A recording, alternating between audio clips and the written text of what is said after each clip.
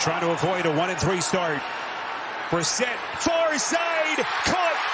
Well, of course, a lot of the big-name free agent signings are drawing all the headlines right now. I think that there's a couple of very underappreciated moves that have happened that may end up paying off big time.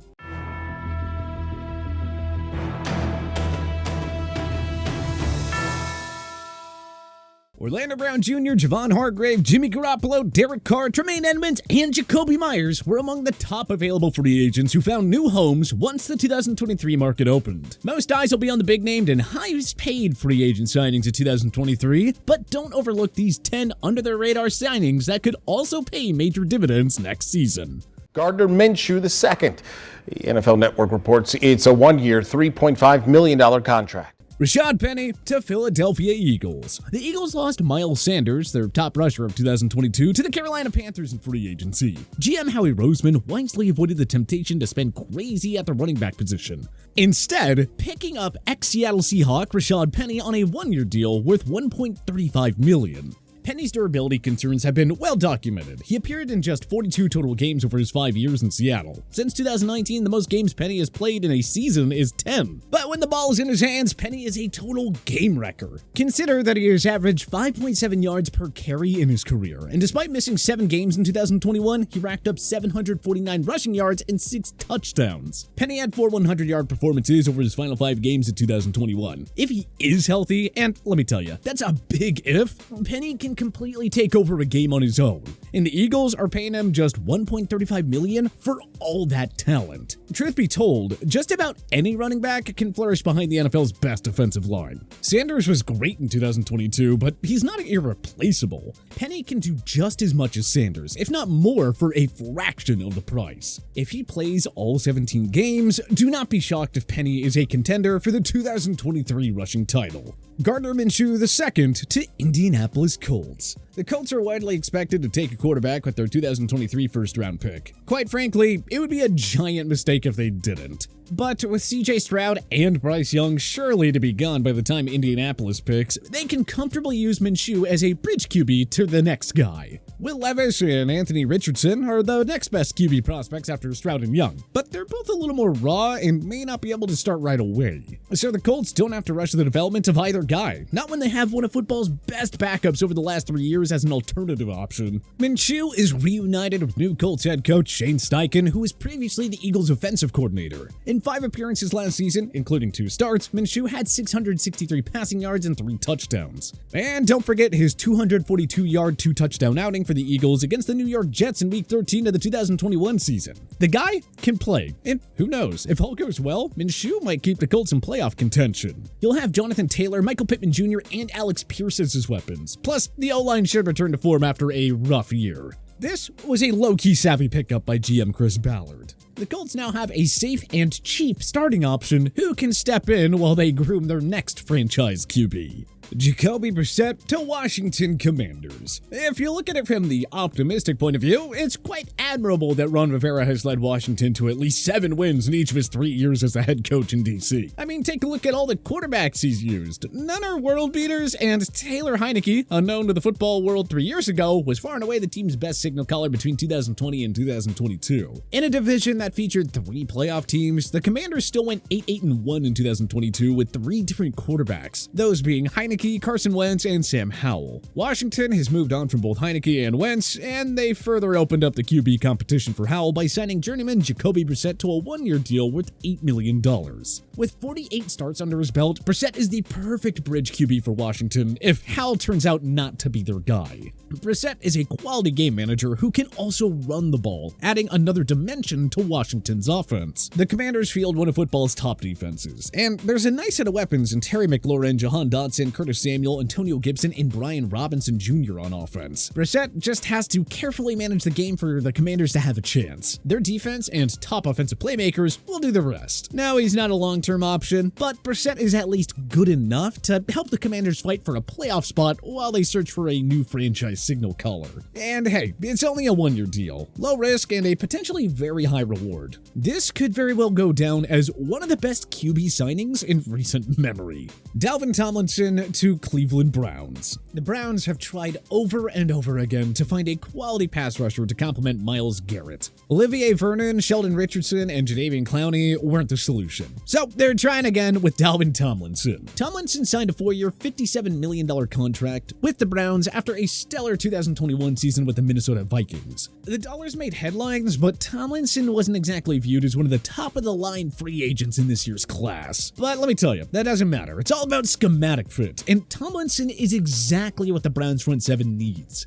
He's consistently been one of the best run-stopping defensive tackles in the league for starters. When it comes to getting after the quarterback, never mind the low sack totals. Per Pro Football Focus, 2022 was Tomlinson's best year as a pass rusher, as they had him down for a 79.1 pass rushing grade. That will work nicely for Mr. Garrett. Tomlinson will add more pass rushing support in the middle and help fix the team's shaky run D. Exactly the type of player the Browns need if their D is to regain its elite form from 2021. Mike Gesicki to New England Patriots. After unloading Jonnu Smith's disastrous contract on the Atlanta Falcons, the Patriots found a better option in Mike Gesicki. The ex-Miami Dolphin signed a 1-year pact worth up to $9 million. Gesicki hit the 50-catch mark every year from 2019 to 2021, and he recorded north of 700 receiving yards in both 2020 and 2021.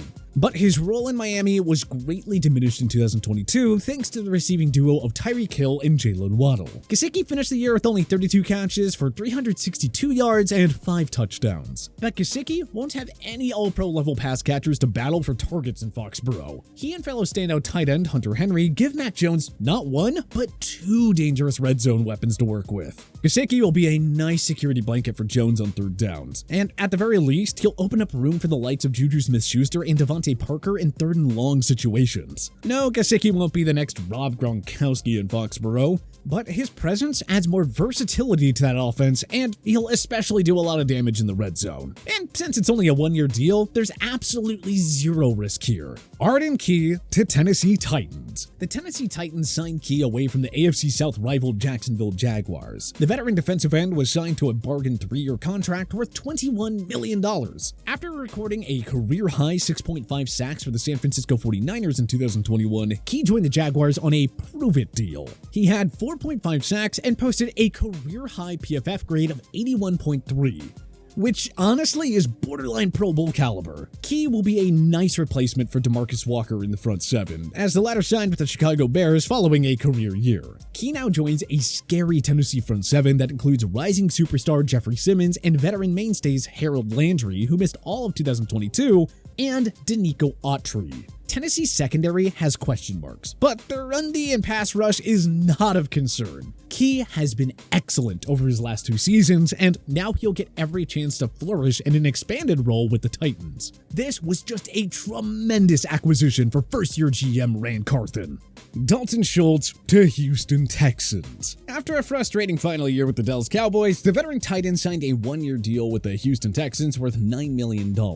There are only so many quality pass-catching tight ends in today's NFL, but let me tell you, Schultz is one of them. On paper, 57 receptions for 577 yards and 5 touchdowns isn't bad at all, but those totals were also well below what he put up during his career year in 2021. That year, Schultz had 78 catches for 808 yards and 8 TDs, even though he had to share targets with a deep receiving core consisting of CeeDee Lamb, Amari Cooper, Michael Gallup, and Cedric Wilson Jr. Despite the down regular season in 2022, Schultz kinda sorta regained that star-like form in Dallas's 2 playoff games, recording 12 receptions for 122 yards and 3 touchdowns. The big playability didn't wane when it mattered most, and that counts for something. Schultz will have every opportunity to have a career year in Houston. They traded away top wideout Brandon Cook and have a rather uninspiring group of receivers. Bryce Young or CJ Stroud will look to Schultz early and often, especially in the red zone. If Schultz goes off, Houston can keep him around long term. If not, hey, it's only a 1-year deal. But Schultz is in a good spot here to reestablish his market value for 2024 free agency.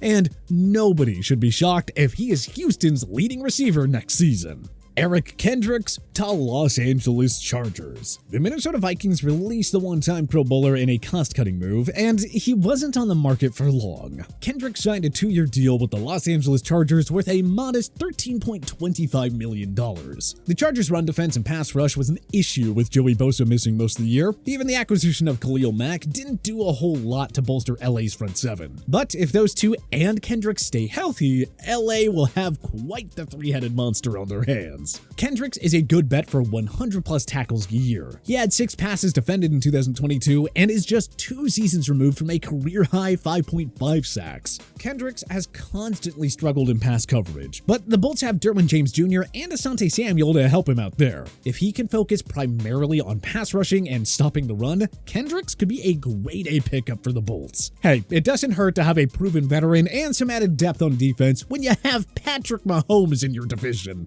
Damien Harris to Buffalo Bills. The Bills moved on from their 2022 leading rusher Devin Singletary, who signed with the Houston Texans. Their replacement, ex-New England Patriots Damien Harris, who inked a 1-year deal with the AFC East champions. Harris saw limited playing time as a rookie in 2019, but showed flashes with 691 rushing yards and 2 touchdowns in 10 games back in 2020. He followed it up with 929 rushing yards and 15 rushing touchdowns in 2021. Had he not missed 2 games, Harris would have hit 1,000 yards, no doubt. The Alabama product missed 6 games in 2022 and lost his starting job to Ramondre Stevenson. But don't fear, Harris will either be a nice compliment to James Cook, or he might even take over as the new RB1 in Orchard Park. And you know, either scenario will work out fine for the Bills. Harris is explosive with the ball in his hands, and his burst will add more danger to an already prolific offense. If Buffalo gives Harris the necessary touches, he could become their first 1,000-yard rusher since LaShawn McCoy in 2017. Getting a crafty running back on the cheap, and from a division rival no less, makes this one of the best under-the-radar offseason moves of 2023. Taylor Heinecke to Atlanta Falcons. Heinecke joined the Falcons on a 2-year pact worth $20 million, presumably to be the backup to second-year signal caller Desmond Ridder. But what if Ridder isn't the guy? Then the Falcons have a capable starter in Heinecke who can step in and help them compete in the wide-open NFC South. Heinecke had moments of brilliance as a commander, including 2 impressive performances against Tom Brady, despite a lackluster offensive line around him. And for those first 2 seasons in DC, he only had Terry McLaurin and Antonio Gibson to help him out. Now the undrafted product goes to an Atlanta team led by ace offensive mind Arthur Smith. If Heinecke starts, he will have Drake London, Kyle Pitts, 1,000-yard rusher Tyler Algier, and the versatile Cordarrelle Patterson as his go-to weapons. In other words, Heinecke is in position to do much better in Atlanta than he did in Washington. A 12-11-1 record as Washington's starting QB is no joke. He can definitely be the answer in Atlanta, at least in the short term. You know, if it doesn't work out with Ridder. And even if Ridder is their guy, Atlanta only has arguably football's best backup QB. Things could certainly be much worse. But which other under-the-radar NFL free agent signings could pay off big in 2023? Let us know in the comment section below. If you like this video and learned a thing or two, clicking the like button helps out a ton. And hey, we appreciate it. If this is your first time coming around to TPS though, subscribing is a great idea because we put out videos like this every single day. But as always, thanks for watching and we'll see you guys next time.